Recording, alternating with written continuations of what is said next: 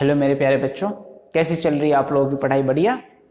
चलो बढ़िया चलनी भी चाहिए। हाँ, आज का जो हमारा वीडियो लेक्चर है इसमें हम सीरीज कॉम्बिनेशन में एलसीआर सर्किट के सीरीज कॉम्बिनेशन में रेजोनेंस कंडीशन पढ़ेंगे। समझ में आ रही बात है?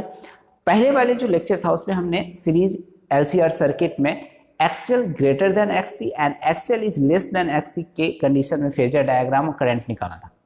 अब हम एक्सएल इक्वल टू एक्ससी के केस में करंट निकालेंगे। समझ में आ रही बात है? तो इसके लिए चलिए ऑन द बोर्ड देखते हैं एक बार। देखिए, सिंपल सा मीनिंग है रेजोनेंस का। सर्किट एलसीआर सर्किट या किसी भी सर्किट में सोर्स से डिवाइस को, लोड को, इंडक्टर लगा हुआ है, कैपेसिटर लगा हुआ है, रेजिस्टर लगा हुआ है, उससे मैक्सिमम एनर्जी प्रदान करना, मैक्सिमम एनर्जी देना। ज्यादा प्रदान हिंदी हो जाएगा तो मतलब ज्यादा से ज्यादा एनर्जी जब डिवाइसेस को मिलता है सोर्स से, ठीक है, इंडक्टर है, कैपेसिटर है, रेजिस्टर है, जो भी है, इनमें मतलब सोर्सेस जितने भी लगे हुए हैं उसमें ज्यादा से ज्यादा मैक्सिमम जो एनर्जी प्रदान होने लग जाता है, मिलने लग जाता है, ठीक है, तो उसको हम कहते हैं रेजोनेंस कंडीशन। समझ में आ रही बात है? अब देखो, अब वो एनर्जी ज्यादा कब मिलेगा? जब ज्यादा करंट फ्लो होगा। और ज्यादा करंट कब फ्लो होगा? तुमने जो इंपीडेंस पढ़ा है उसी से लिंक है ये चीज। देखो कैसे, देखो यहां पर मान लो ये सीरीज एलसीआर सर्किट है, पहले आर लगा दी, इंडक्टर लगा दिया, चलो कैपेसिटर लगा दिया, ओके।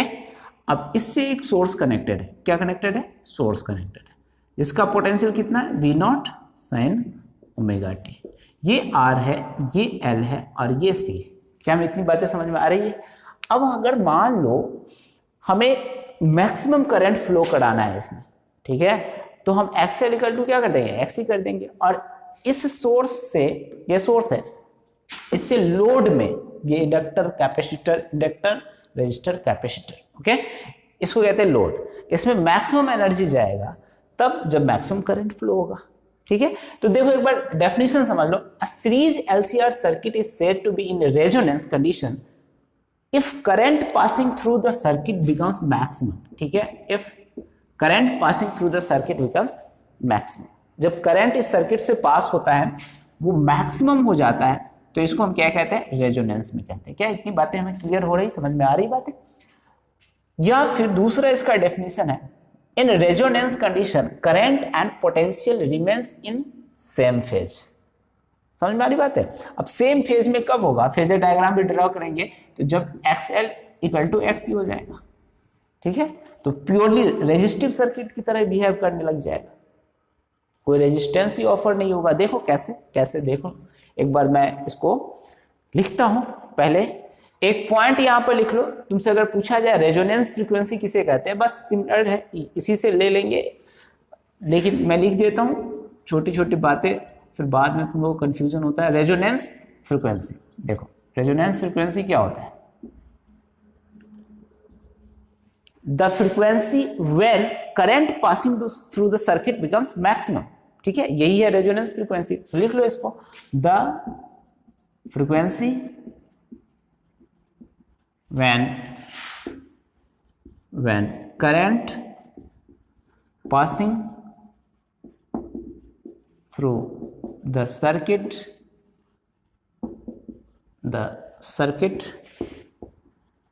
becomes maximum,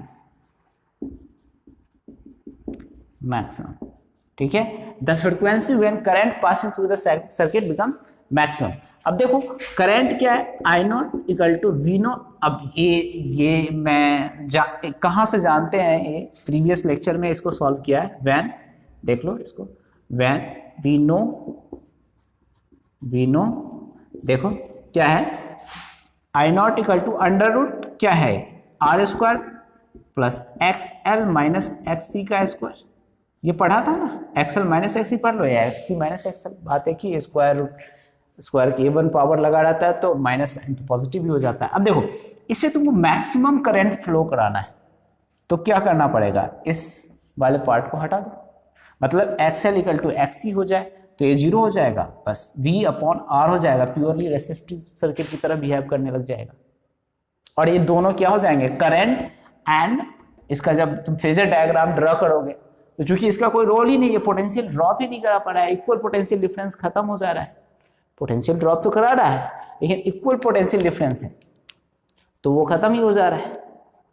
नहीं तो अगर मान लो अगर फेज एंगल निकालोगे, एक सेकेंड के लिए देखते हैं, चलो tan फाई निकालते हो तो क्या है तुम्हारा VL minus VC upon VR, और ये दोनों इक्वल हो जाए, ये दोनों इक्वल हो जाए तो tan फाई की वैल्यू कितनी हो जाएगा 0, और फाई इक्वल टू कितना होगा साइन 0 कॉस 0 थे, फाई इक्वल टू 0, मतलब फेज डिफरेंस हो ही नहीं रहा है।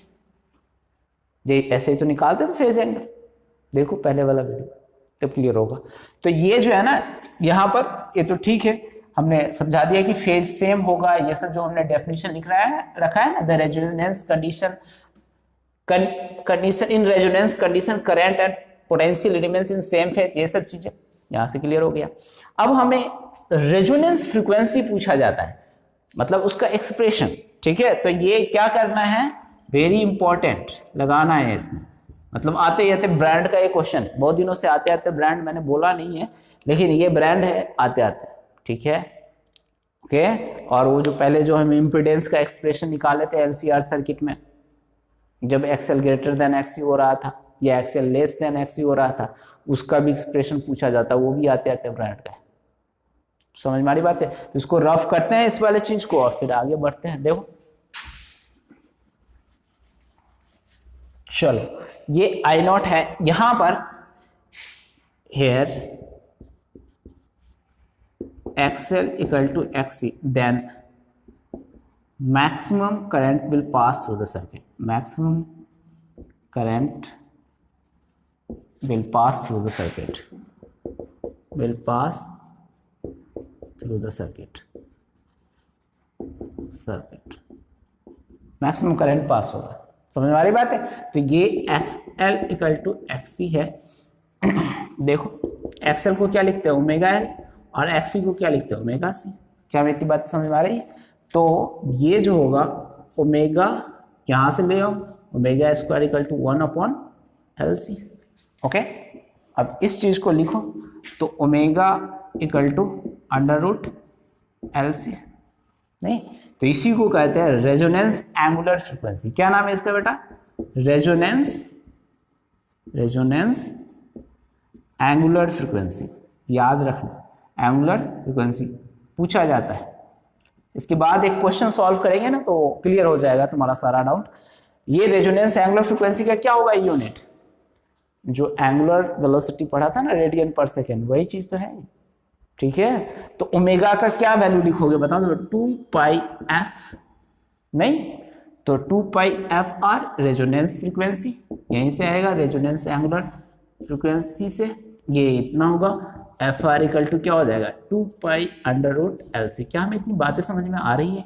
इसको क्या कहेंगे आप, यही चीज कहलाएगा दिस विल बी व्हाट, यहाँ पर लिख लो रेजोनेंस फ्रीक्वेंसी। ये क्या कहलाएगा रेजोनेंस फ्रीक्वेंसी।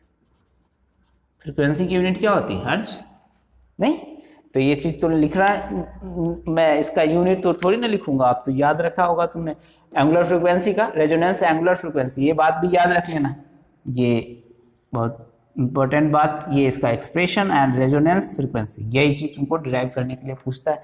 तो सिंपल सा बात है, here XL equal to resonance condition में XL इक्वल टू XL होता है, then maximum current will pass through the circuit, ठीक है, तभी मैक्सिमम करंट सर्किट से पास होगा, इसलिए हम ऐसा करते हैं। क्या इतनी बातें समझ में आ रही। तो इसको रफ करते हैं और आगे बढ़ते हैं हम। ये तो हो गया हमारा रेजोनेंस फ्रीक्वेंसी निकाल ली हमने, ठीक है। अब हम नेक्स्ट स्टेप आगे बढ़ते हैं कि इस पर बेस्ट क्वेश्चन सॉल्व करें, ठीक है। इस पर बेस्ट क्वेश्चन सॉल्व करोगे ना तो तुम्हारा कॉन्सेप्ट सारा क्लियर हो जाएगा। ओके रफ करते हैं। बच्चे बहुत ही प्यारा सा क्वेश्चन देखिए, figure shows a series LCR circuit with L equal to 10 Henry, capacitance equal to 40 microfarad and R equal to 60 ohm, connected to a variable frequency of source 240 volt। a variable frequency of source कहने का मतलब है RMS voltage दिया हुआ है हमें, ठीक है। calculate the angular frequency of the source which derives the circuit at resonance, मतलब अभी angular frequency, resonance angular frequency निकाले थे ना, वही निकालना है आपको। उसके बाद ये current at the resonance frequency, peak value of the current निकालना है आपको, ठीक है। The RMS potential drop across the inductor at resonance, मतलब इंडक्टर के अक्रॉस जो पोटेंशियल ड्रॉप होगा आरएमएस एट रेजोनेंस, उसकी वैल्यू निकालनी है। क्या हमें इतनी बातें समझ में आ रही है? तो देखो समझो इस चीज को, हमें आगे बढ़ना है, इसको सॉल्व करो। पहले दिया क्या क्या हुआ है वो लिखो, गिवन क्या क्या दिया हुआ है बताओ मुझे। ये पहला इंडक्टर दिया हुआ है 10 हेनरी, उसके बाद कैपेसिटर दिया हुआ है 40 माइक्रोफैराड 10 के पावर -6 फैराड। माइक्रो का मतलब ये होता है।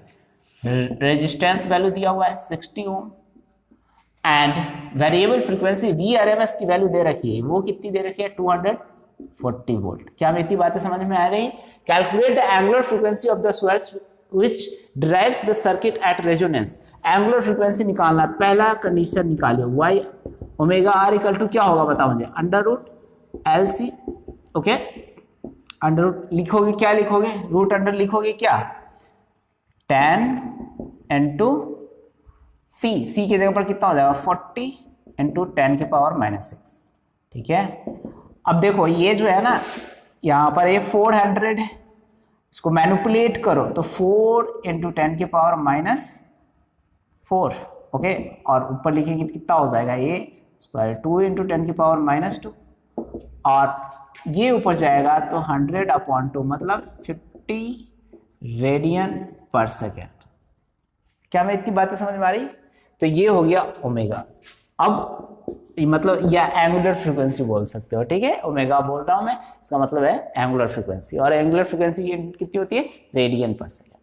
अब हमें क्या निकालना है, current at the resonance. Simple, देखो ये करंट जो आएगा ना, IRMS भी आ सकता है, पीक वैल्यू भी आ सकता है। बताया था तुमको, √2 कैंसिल ही हो जाता है। तो अगर RMS निकाले तो V/R, ठीक है। तो ये देखो V कितना दिया हुआ है तुम्हारा, पहले ही देख लो यहाँ पर 240/R, R की जगह पर कितना है 60, तो ये इतना हो जाएगा 4। क्या हमें इतनी बातें समझ में आ रही है? तो 4 एम्पियर का तो करंट इससे पास होगा।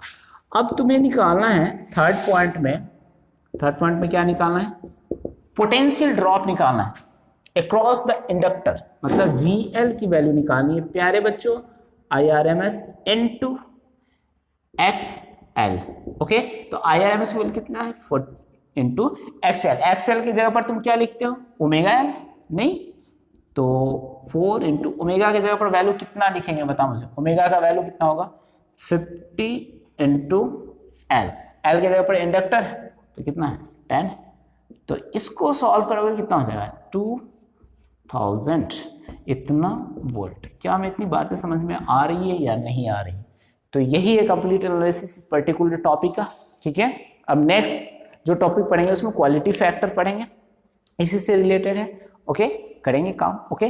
तब तक वीडियो वॉच करने के लिए धन्यवाद and God bless you all, okay. देखते हैं और भी टॉपिक सब आएंगे, LC सर्किट भी आएगा, तो मिलते हैं फिर नए वीडियो लेक्चर में, ओके।